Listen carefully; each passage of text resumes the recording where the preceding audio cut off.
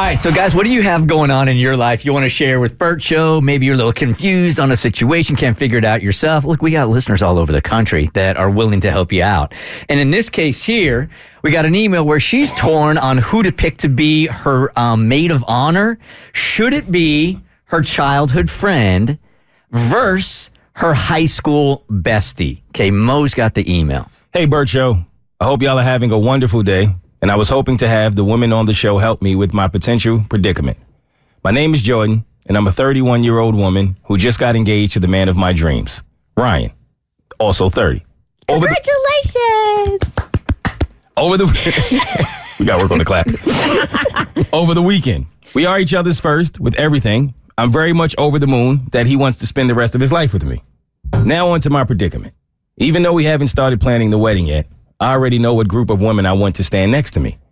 The trouble is I have a childhood best friend, Ash, and a high school best friend, Rach, and I can't decide whether or not I should make one or both my MOH, or just not have a MOH. What's MOH stand for, Mo? Maid of honor. All right, just checking. I was a bridesmaid in Rach's wedding last year and MOH for Ash's wedding nearly 10 years ago. I'm trying to make more of an effort to be involved with both of them, but it can be hard at times since all three of us live in different states. Granted, I know that it was easier to be friends with each other when we lived closer together. I'm in Oregon, one's in California, the other is in Colorado, and we'll be having the wedding here. Any help would be greatly appreciated and looking forward to hearing your thoughts. Do I have an obligation to make my childhood best friend MOH because I was hers? Or because I'm not particularly super close with either of them? Should I not have one? I know that they would not have their feelings hurt, and they are just happy that I found my person and want to be there for me.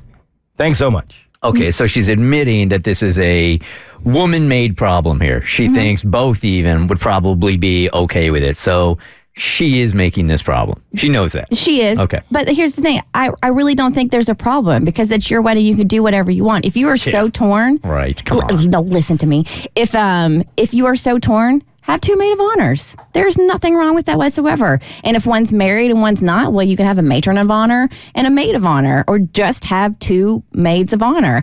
And because you guys all live in different states, it'll probably be beneficial for the wedding and beneficial for all the bridal activities because you'll have two people working on something rather than one, both of whom are out of state. So, girl, just make both of them. Yeah, it's your wedding. It's your day. You can do whatever you want to do. And if making both of them maid of honor would make you happy, go for it. But if it's too much of a hassle and if it's putting too much stress on you and an already very stressful time in your life, then don't make either of them maid of honor at all. If I were you, I would just go ahead and make both of them maid of honor because then they both get to feel honored and you'll have two people getting to do all the hard things like plan the bachelorette and plan the bridal shower because there's a lot more to do than you think. So I'm team make both of them the maid of honor, but at the same time, like do what's going to make you happy. I agree with y'all. I can't go in a different direction. I think I didn't even know making both was a thing. But since y'all said that's a thing, I think you should do that. Even though the competitiveness in me makes me feel like that's a cop-out. I mean, technically, it's not a thing, but you can make it a thing. Yeah. Like, it's not something you see a lot. Mm-hmm. But when it comes to, like, your bridal party, you can construct it however you see fit. Yeah, one of the phrases that I hate most is, because it's always been done that way, right? Mm-hmm. Okay, well, because it's always been done that way doesn't mean you got to do it that way. But I think that we get into these sort of traditional cliches, so we kind of think we have to do the same thing over and over and over again. And I wonder if there's like a judgment factor here also, where when you're doing something a little bit unorthodox, no matter what it is, or at your wedding, that you're wondering if people that are supposed to be your friends and family at your wedding are still judging you for not doing it the traditional way. All right, Jordan, if you are a true P1, my friend, you will do the maid of honor matchup. And you will bring both of them on to state their case, and we decide who gets to be your maid of honor. Oh, God, this will not end well. Now we're talking. Now we got to do it. Well. Yes.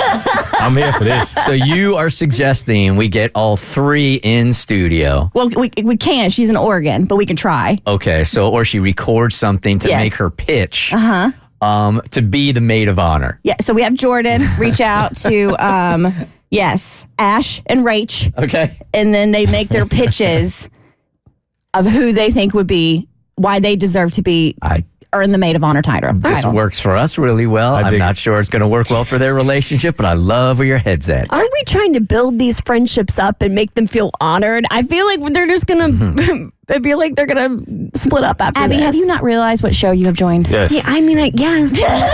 There has to be a loser, Abby. I'm on Jordan's side. I want her to be Like okay. Mo said, this is America. Yes. All right. There's got to be a winner. There's got to be a loser. Okay. And then when we tally the votes, we have to question who the real winner is. That's America. We can come up with some gladiator type games, like who can get the bride's bustle in faster, or who can help her pee faster, who can get the like bridal favors together the fastest. I mean, we can make this like a whole like maid of honor Olympics. She is going to regret she ever sent that email. The Bert Show. Hey, did you like what you just watched? Good news, there's more of us. If you go to wherever you listen to your podcast, whether that's Apple or Google Play or Spotify, you can listen to The Bert Show wherever you are, whenever you want to.